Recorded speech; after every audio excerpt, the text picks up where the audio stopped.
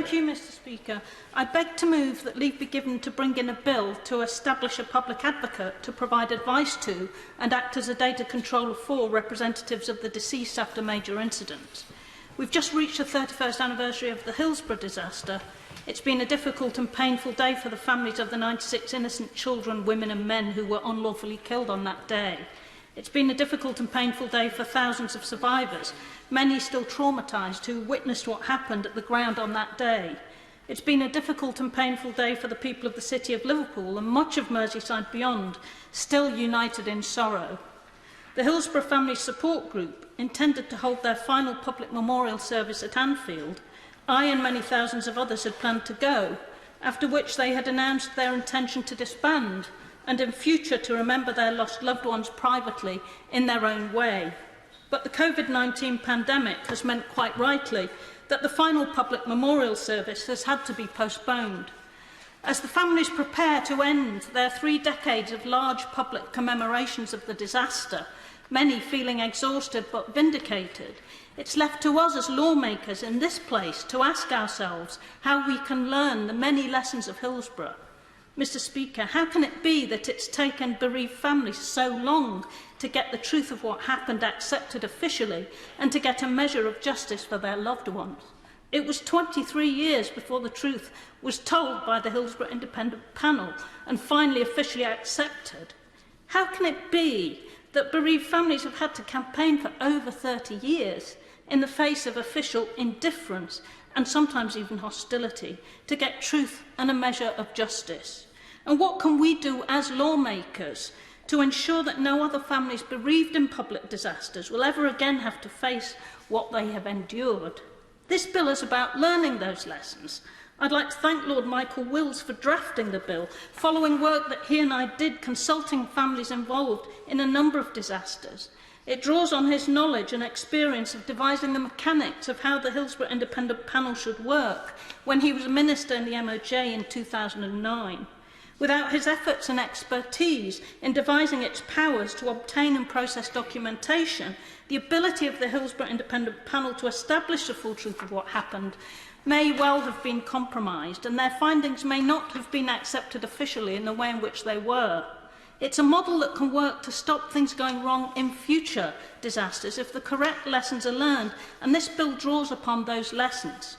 If enacted, it can ensure that what has happened to the Hillsborough families will never happen again to any other families bereaved in a public disaster. Its provisions will change how we handle the aftermath of such events so that we can better enable families of the deceased and injured survivors to be central to what follows. Families usually want 2 simple things. They want to know what happened to their loved ones and why, and they want to stop it ever happening again to any other family. This does not seem like much to ask, yet it's striking how frequently bereaved families feel let down by the official processes and legal proceedings that follow disasters. This is not just the experience of the Hillsborough families, but of others I've helped in my time as an MP. The MV Derbyshire families who fought for 20 years to get to the truth that it was design flaws, not alleged poor seamanship, that led to the sinking of the bulk carrier that killed their relatives. The Marchioness families, the Lockerbie families and others have all had real misgivings about the outcomes and conduct of inquiries and other legal proceedings.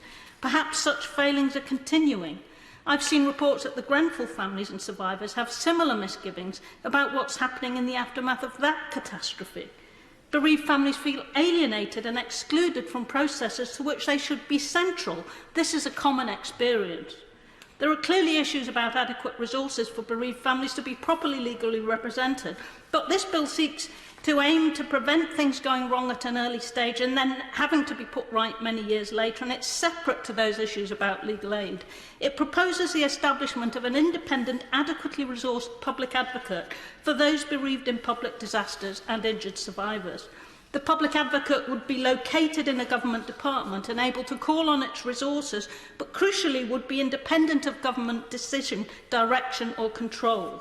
The public advocate would be required to act if, in that person's opinion, an event had occurred which led to large-scale loss of life and involved serious health and safety issues, a failure of regulation or other events of serious concern.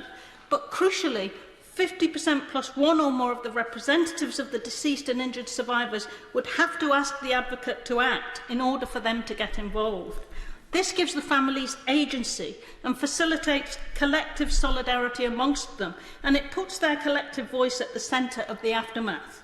The public advocate would then be a representative for the interests of the bereaved and survivors collectively and act as an advisor and guide for them. The public advocate would not replace solicitors and barristers acting in legal proceedings for the bereaved and injured, but would fulfil an additional role. The public advocate as a data controller would establish a panel, like the Hillsborough Independent Panel, in consultation with representatives of the deceased and survivors to obtain and review all documentation at a much earlier stage than happened with Hillsborough, thus facilitating transparency and disclosure by way of reports to the Lord Chancellor and to Parliament. Such transparency was key to getting to the truth of Hillsborough, but came 23 years after the events.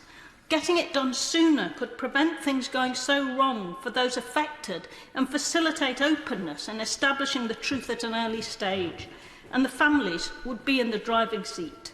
This would be an important improvement to public policy in reaction to the frequent examples of things going wrong in the aftermath of public disasters. It's a simple and relatively inexpensive measure. In the Queen's Speech of 2017, the May government promised to establish such an office, but nothing has been done beyond a consultation which closed in December of 2018. The results of that consultation have not yet been published, and I don't know what the current government's intention is, as I've only received holding replies to parliamentary questions about this since December 2018. However, the role of the public advocate set out in that consultation document is very different to the one envisaged by this bill. The public advocate envisaged in the government consultation would not be independent. There would not be a data controller. They would not be able to act at the behest of families, but would be directed by the Secretary of State, and they would not have the power to establish and appoint independent panels, such as the Hillsborough Independent Panel. So I hope that ministers will commit to establishing the role as envisaged by this bill, because unless families have more agency and the public advocate is truly independent, it won't work. To be effective, the public advocate needs independence, the confidence of the families and survivors, and the ability to establish an independent panel as a data controller to require the production of documents and to report findings outside of the legal proceedings. These are the essential elements that will prevent the aftermath of future disasters from being made more traumatic for families and survivors, and will put us on the path to preventing the Hillsborough family's experience from ever being repeated. I feel well placed, after more than 30 years of knowing some of the Hillsborough families, and after 24 years of representing some of them who are my constituents in this House, to be able to put forward this bill as closely as possible in parliamentary terms to the 31st anniversary of the disaster.